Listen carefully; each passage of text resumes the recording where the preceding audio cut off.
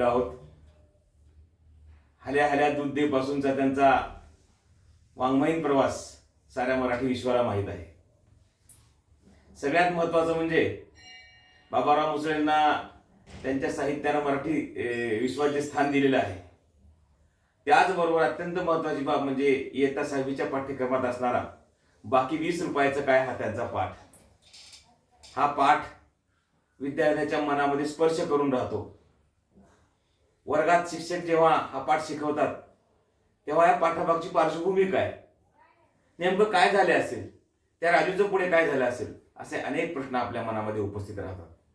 म्हणजे महाराष्ट्रातल्या मराठी माध्यमांच्या सर्व शाळांमधून हा पाठ शिकवत असताना विशेषतः ग्रामीण भागात हा मी अनुभव घेतो की मुलांना या पाठामागची उत्सुकता असते. त्या मुलाचं काय झाले असेल, त्याच्या आईचं काय झालं असेल, आणि या साऱ्या बाबी बोलण्यासाठी मी आणि माझे मित्र स्वामी सर आज त्यांच्याकडे आलो आहोत. नमस्कार सर. नमस्कार. नमस्कार. या पाठाबद्दलची उत्सुकता जशी विद्यार्थ्यांना आहे तशी शिक्षक साहित्यिक म्हणून आम्हाला आहे, त्याबद्दल आपण सांगावं अशी आमची इच्छा आहे. हा पाठ आपल्या बालभारतीमध्ये 2016 मध्ये घेण्यात आलेला आहे. आता यावर्षी 10 वर्ष पूर्ण व्हायलेत त्याला, आणि अभ्यासक्रमही बदलायला आता. त्याच्यामुळे आता इथून पुढे तो पाठ कोणत्या वर्गात राहील किंवा नाही राहणार हे काही आता नक्की सध्या कळत नाही. पण तो पाठ कसा अभ्यासक्रमात घेतला गेला हे सांगणं आवश्यक आहे. अगदी बरोबर सर. ही कथा कशी मी लिहिली हे सांगेनच मी, तिची पार्श्वभूमी सांगेन. पण त्यावेळी 2016 मध्ये आमच्या वाशिमचेच आमचे मित्र आणि कादंबरीकार, कवी, कथाकार, समीक्षक, ज्येष्ठ साहित्यिक पद्मश्री नामदेव कांबळे, हे त्यावेळेस बालभारतीचे अध्यक्ष झाले होते. आणि त्यांनी मला एक दिवस म्हटलं होते की बाबाराव, तुझी एखादी कथा अभ्यासक्रमामध्ये असावी असं मला वाटते, तर तू एखादी कथा मला दे. योगायोग असा होता की किशोर मासिकाचे जे संपादक किरण केंद्रे सर, ते आपल्याच भागातले किनवटच्याच भागातले आहेत ते, तर त्यांनी मला एक कथा मागितली होती त्या काळात, म्हणजे आधी 2016च्या आधी. आणि मी कथा त्यांना काय द्यावं बा म्हणून माझ्या मनात असा विचार चालू असताना आणखी एक घटना घडली. ती अशी की मला ज्यांनी 8वी 9वी 10वीला इंग्रजी शिकवलं ते त्यावेळेस मुख्याध्यापक होते आमच्या शाळेचे. इथून जवळच अनसिंग आहे, वाशिम पुसद रोडवर अनसिंग, 30 किलोमीटरवर वाशिमवरून. तर तिथे पदी जैन विद्यालय नावाचं विद्यालय, आता ते कॉलेज वगैरे झालेलं आहे त्यांचं. तर त्या हायस्कूलचे मुख्याध्यापक श्री रू कान्हेड, नवर अनुस्वार पाहिजे, नाही रूवर नाही, नवर पाहिजे, तर कान्हेड नावाचे सर आजही हयात आहेत ते. आजही त्यांची तब्येत अतिशय तंदुरुस्त आहे आणि वाचनाचा भयंकर व्यासंग. तुमच्या पिढीचं ते वैशिष्ट्यच राहिलेलं आहे. तर मी त्यांच्याकडे जात असतो. एकदा असाच गेलो असता ते मला म्हणाले की बाबाराव, माझ्या डोक्यामध्ये कथा आहे, जपानी कथा आहे, ती छोटीशी, पण मला असं वाटतं की तिच्यावर तुम्ही एखादी आपल्याकडचं वातावरण घेऊन कथा तयार करावी. म्हणजे कथा बीज ते घेऊन नवीन कथा, आपल्याकडचं वातावरण घ्यायचं त्याला आणि कथा तयार करावी असं मला वाटतं. मग त्यांनी मला ती कथा सांगितली. ती थोडक्यात कथा अशी होती की जपानमधल्या कुठल्या तरी एका मोठ्या शहरात एका चौफुलीवर एका बिल्डिंगच्या बाजूलाच एक टपरी वजा असा चहाचं दुकान चालवणारा माणूस. आता तिथं परिस्थिती काय असेल ती देव झाली, तिथं काही चहा भेटतो, आपण आपल्या भाषेत असं समजून घ्यायचं. आणि तो माणूस तिथं चहा, तिथे जे भोवताल ऑफिस वगैरे आहेत तिथे पोचवायचा, गिऱ्हाईक येणार असेल तर त्यालाही द्यायचा. एक दिवस त्याचा मुलगा जो 5वी 6वी शिकत असेल इतक्या वयाचा, त्याला सुट्टी असल्यामुळे तो वडिलांना मदत करायला तिथं आलेला. आणि त्यानं मग सांगितलं की हे बा, हे कॅटली, हे कपने, आणि त्या समोरच्या बिल्डिंगवर 6व्या मजल्यावर जाऊन अमक्या अमक्या ऑफिसात चहा देऊन परत. तो गेला मुलगा, काय पायऱ्या वगैरे असतील त्या चढत गेला किंवा लिफ्ट वगैरे काय असेल ते त्या पद्धतीनं तो गेला. तिथं चहा दिला त्यानं सगळ्यांना. तो जो ऑफिसर होता, चहा देणं झाल्यावर तो ऑफिसर असं म्हणाला की करे माझ्याजवळ तर 100ची नोट आहे, तुला जे पैसे द्यायचे मला, चिल्लर नाही, 20 रुपये त्याचे झाले होते, तर तुला द्यायला माझ्याजवळ पैसे नाही. तर असं कर की 100 रुपयाची नोट ने आणि तू चिल्लर कर आणि मला बाकीचे 80 रुपये आणून दे. तो मुलगा हो म्हणाला. तो मग परत फिरला. बिल्डिंगवरून परत आल्यावर तो रस्त्यावर आला, मोकळ्या रस्त्यावर आला, आणि एकाएकी गडगड गडगड असा मोठा आवाज झाला. भूकंप झाला समजा. जपानच्या भूमीत कधी भूकंप होईल आणि केवढा भूकंप होईल हे सांगता येत नाही. हे त्याच्या लक्षात आलं की भूकंप झाला. आणि तो नुसतं पाहतच राहिला समोरच्या बिल्डिंगकडे. तर ती सगळी बिल्डिंग जी आहे 5-6 मजल्याची ती गडगड गडगड गडगड गडगड कोसळली. कोसळली आणि ढिगारा तयार झाला. सगळं संपलं तिथे. सगळं संपलं. त्याला याची चिंता नाही वाटली की माझ्या वडिलाचं काय झालं असेल. त्या बिल्डिंगच्या तिथल्या जिथं त्यांचा टपरी आहे तिथली बिल्डिंग कोसळली असेल तर माझे वडील त्यात दबले असतील. त्याला चिंता याची वाटली 100 रुपये त्याच्या हातात 100ची नोट. आता यातले 80 रुपये कोणाला द्यायचे. ही कथा बीज आहे.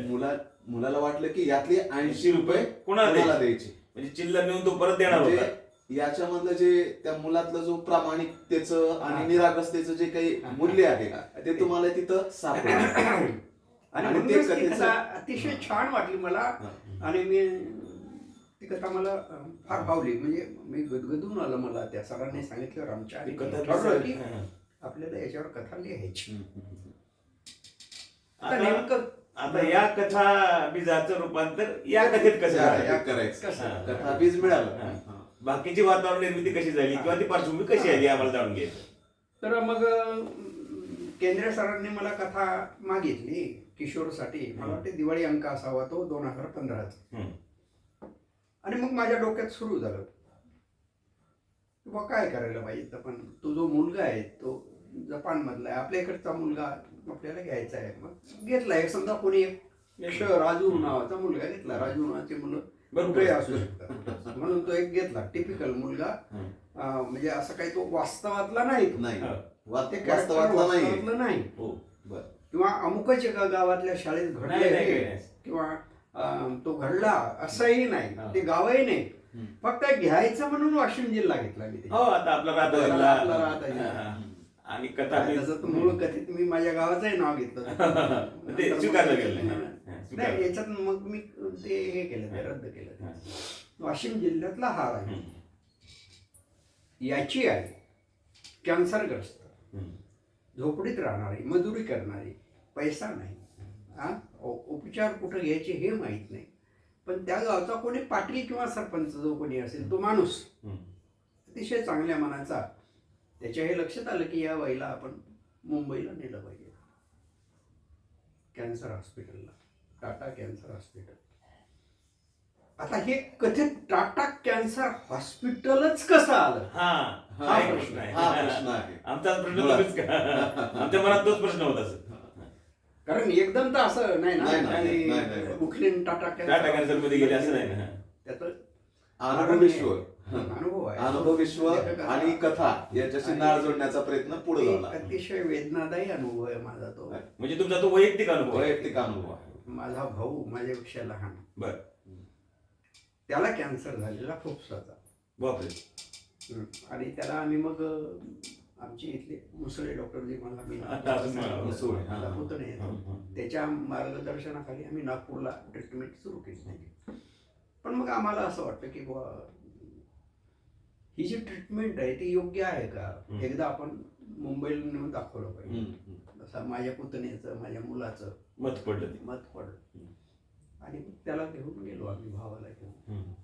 पहिल्यांदा माझ्या आयुष्यात मी टाटा कॅन्सर हॉस्पिटल पाहिलं आणि तो आणि अनुभव पाहण्याची वेळ कुणाला येऊ नये असे तिथल्या मला येऊ येऊ नये. नये. तिथं जे चेहरे होते हा कळत नव्हतं की कोणाला कॅन्सर आहे. अरे बापरे. कारण ज्याला कॅन्सर आहे तो उदास होताच. पण त्याच्या सोबतीचा जो आहे त्याच्यासोबतचे जे कोणी नातलं वगैरे मित्र वगैरे असतील ते ते सगळे त्याच्याही पेक्षा उदास. म्हणजे इतकं हे असं भयावह वातावरण. भयावह वातावरण. हा. आणि माझा राजू मग मी तिथे नेला. तिथं नेला. हा या या. तिथं जपान मधलं कथा बीज आणि इथलं हे सगळं वातावरण, तुमचं कौटुंबिक वातावरण, तुमच्या बंधूचा आजार, तो दवाखाना, या दोन्हीचे एकत्रीकरण म्हणजे ही कथा आहे. आता या कथेचंच असं आहे सर, तुम्ही आता म्हणालात की प्रक्रिया होत राहतात, बदलत राहतं आणि कदाचित पुढच्या वर्षी अभ्यासक्रमात ती कथा असणार नाही किंवा दुसऱ्या वर्गाला येईल किंवा काय होईल ते होईल. नाही काय होईल ते कारण परंतु त्याच्यात या मी कथेचं- स्वतःहून कुठं रस घेत नाही नाही तुमचा विषयच नाही. की बुवा कारण- अमक्या ठिकाणी लावा आणि अमक्याला भेटा टमकेला भेटा. नाही येईल तर येईल ते तिचं हं. तर माझं म्हणणं हे आहे की आपण आता तुम्ही तर म्हणजे 75-70 पासून तुम्ही शैक्षणिक क्षेत्रामध्ये आहात, तर त्यातले अनेक नेमकेच धडे आपल्या लक्षात आहेत सर. नेमकेच त्यापैकी नेमकेच हा, हा. म्हणजे आम्ही शिकलो, तुम्ही शिकला, तर त्या पैकी ही एक कथा आहे. एक म्हणजे आता मी गंमत सांगतो तुम्हाला. मी म्हणजे 2-3 शाळा ह्या 10 वर्षात 3 बदल्या झाल्या माझ्या आई, आणि त्या प्रत्येक ठिकाणी कथा शिकवायच्या वगैरे, आणि 3 ठिकाणचे वातावरण 3 वेगळे होते सर.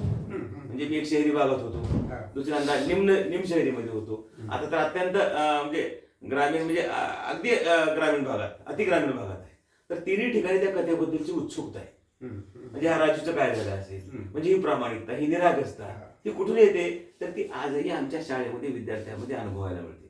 आपण किती जरी काळ बदलला म्हणत असलो तर किमान 10वी पर्यंतचे विद्यार्थी आजही त्या वाटेवर चालतात. म्हणजे वर्गात गुरुजींचं काहीतरी पडलंय, बाईंचं काहीतरी विसरलंय, तर ती मुलं म्हणजे देतात. कळस म्हणजे याची अनुभूती मी मागच्या वर्षी शाळेत घेतली. आमच्या शाळेतल्या एक शिक्षिका आपल्या गळ्यातलं कानातलं काढून असं बॅग मध्ये ठेवल्या. आमच्या शाळेच्या मध्ये ओटा होता आणि त्या ओट्यावरती बराच वेळ होता. तेव्हा ते मुलं ते आणलं, ते मुलांना शाळेत दिलं, विचारलं गुरुजींनी हे कुणाचं आहे. त्या बाईंना माहिती होतं आता गावात बातमी इथं कोणतरी विसरून गेले का बसमध्ये. म्हणजे एक उदाहरण आहे. असं हे आपण कथा मूल्यांची पेरणी जी म्हणतो ती तुमच्या या कथेच्या माध्यमातून झालेली आहे, आणि म्हणून ही कथा कायम आजरामाजर राहणार आहे मराठी साहित्यामध्ये. आपण या कथेच्या निमित्तानं अजून पूर्ण थोडस बदल सांगा ना. मूळ कथा जी लिहिली होती मी, त्या कथेमध्ये त्या राजूची आई मरण पावली आणि राजू गावाकडे गेला असं झालं, असं दाखवलं. बरं. मग ती कथा छापून आली किशोर मध्ये, आली आणि तिचे झेरॉक्स मी आमच्या सरांना पाठवले. जपानची कथा सांगितली. त्यांनी ती वाचली आणि मला फोन केला की अरे काय तुम्ही लेखक असता. म्हटलं काय झालं. अरे तुझ्या हातात पेन आहे म्हणून त्याच्या आईला तू मारायला, अरे तू मारलं, तुला काय अधिकार आहे त्याच्या आईला मारायचा. हे आहे. आणि मग ती आई मी याच्यात जिवंत झाली, बरी झाली आणि गावाकडे गेली. म्हणजे हा एक बदल महत्वाचा आहे.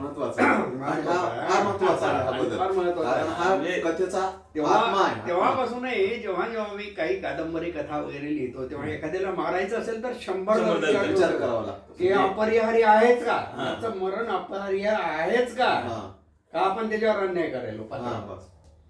आणि दुसरी गोष्ट अशी की तुमची मंडळी शिकवताना राजूवरच फोकस करतात. सगळा फोकस राजूवर असतो. मी कोरोनाच्या काळामध्ये गुगलवरून वगैरे अनेक विद्यार्थ्यांशी बोललो मी, महाराष्ट्रातल्या अनेक.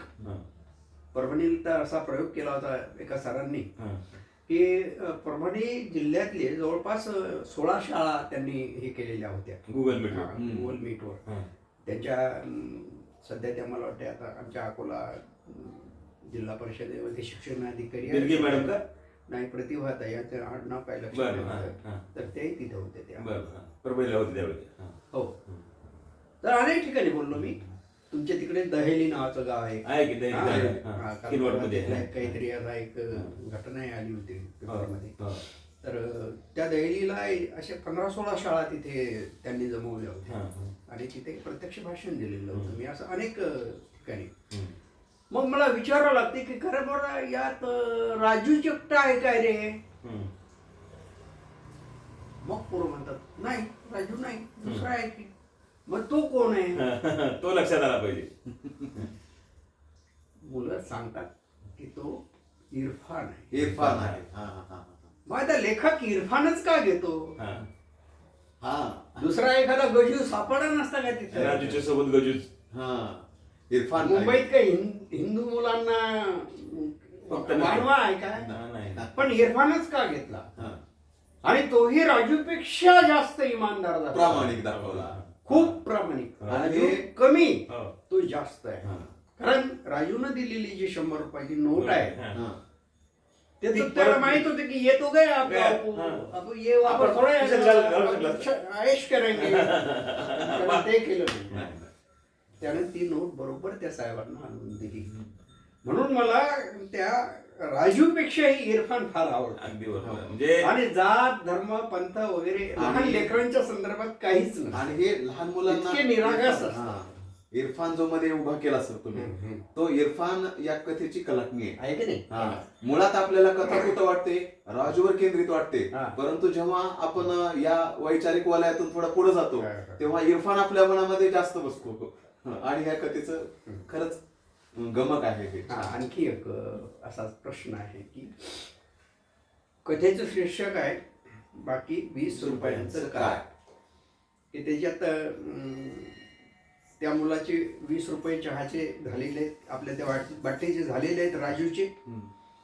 आणि त्या साहेबांनी 80 रुपयाची नोट दिली, आपल्या 100 रुपयाची नोट दिली, 80 रुपये परत आणायचे. तर राजू गावाकडे निघून गेला. विकास. आणि राजूनं पैसे आणून दिले नाही म्हणून विकास दुसऱ्या दिवशी जेव्हा साहेबाची ऑफिसमध्ये बोलली येतो का? तेव्हा साहेब त्याला बोलतात की अशी आगाऊ पोरं आपल्या ऑफिसमध्ये आणत जाणार जाऊ नाही. नका. गावाकडची पोरं फार बदमाश आहेत.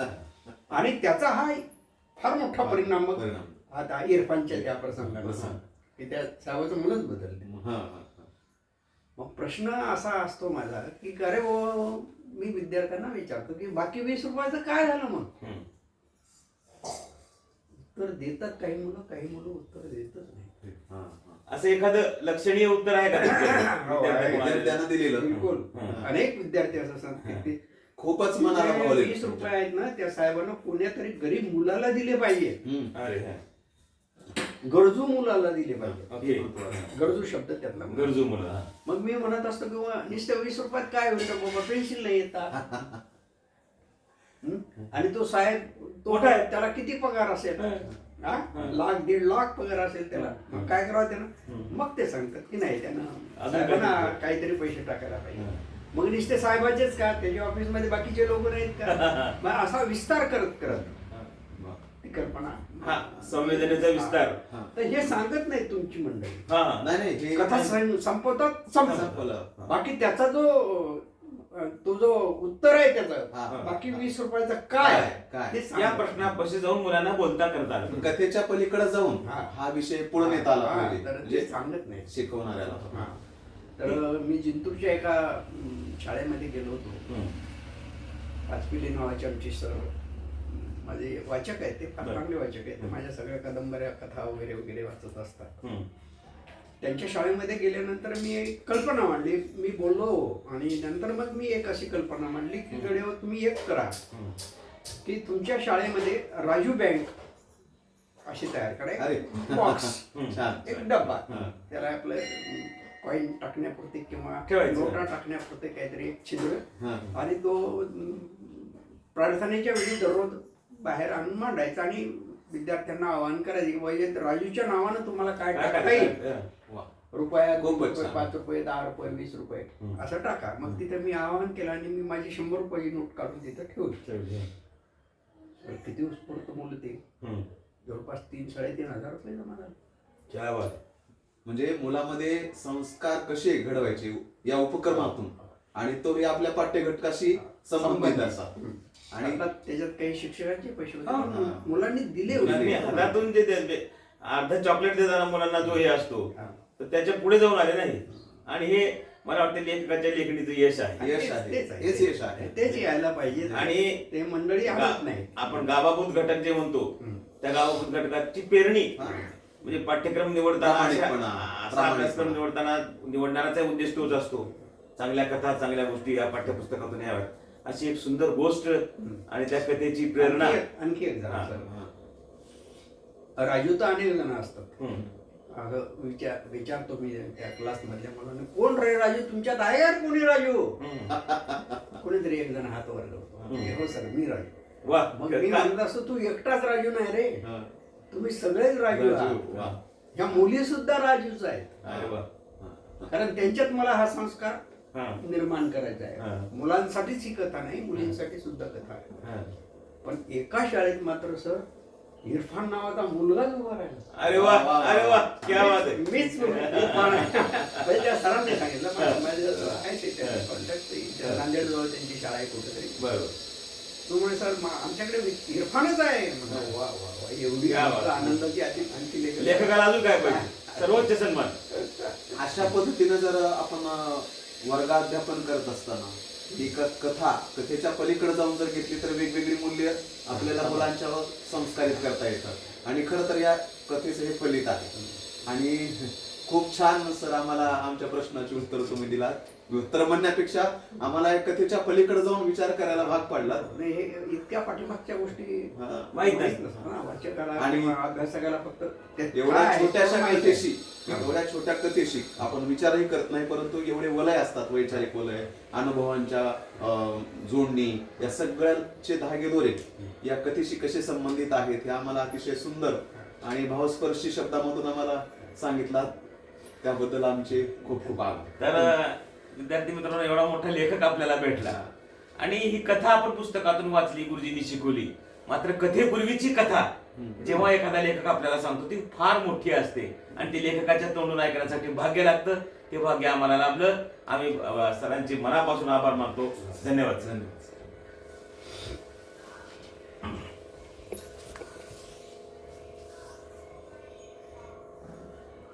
त्याचं झालं. 22 मिनिट झाली, 22 मिनिट.